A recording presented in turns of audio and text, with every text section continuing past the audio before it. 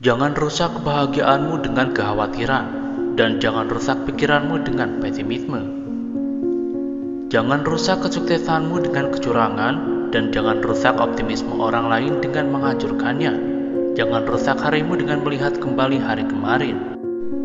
Membuang-buang waktu lebih buruk daripada kematian, karena kematian memisahkan kamu dari dunia ini, sedangkan membuang-buang waktu memisahkan kamu dari Allah. Sepanjang kamu mengerjakan sholat, sejatinya kamu sedang mengetuk pintu Allah. Dan siapa saja yang mengetuk pintu Allah, maka Allah akan membukakan pintu itu untuknya. Tidak ada sesuatu yang paling disukai oleh setan, melainkan melihat seorang mukmin yang berhati murung.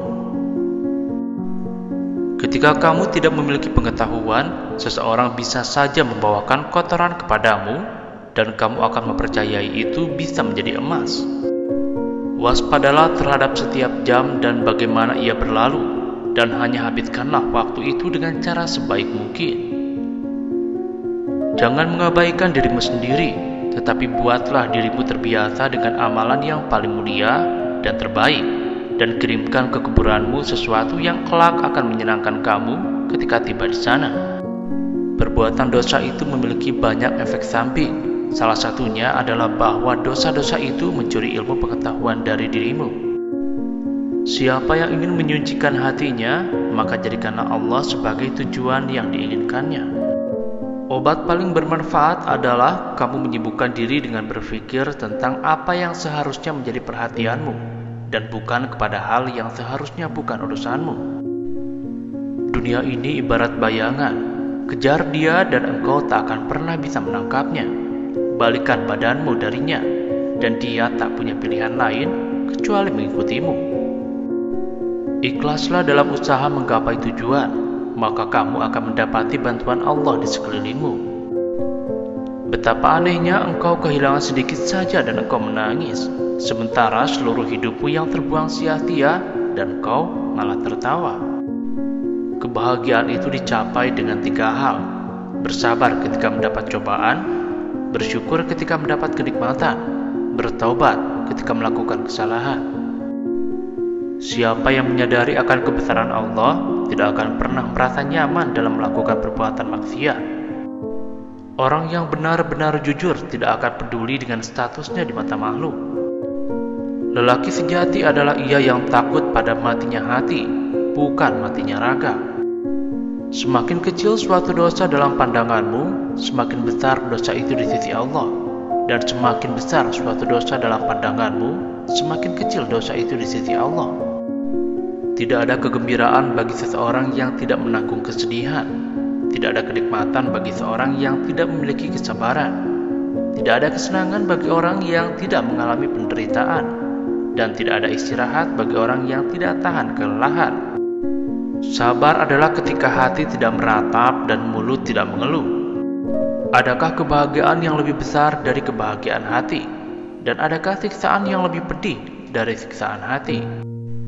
Hijrah kepada Allah itu mencakup meninggalkan segala yang dia benci, melakukan segala yang dia cintai, dan menerima semua itu. Tangisan taubat seorang pendosa lebih Allah cintai daripada tasbihnya seorang yang sombong. Kunci dari segala kebaikan adalah merindukan akhirat, dan kunci untuk semua kejahatan adalah mencintai dunia dan panjangnya angan-angan.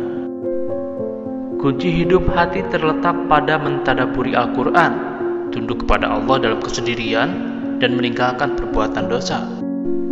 Bila seseorang menghabiskan waktunya untuk Allah, maka Allah akan mengurus semua kebutuhannya dan menghapuskan segala kekhawatirannya.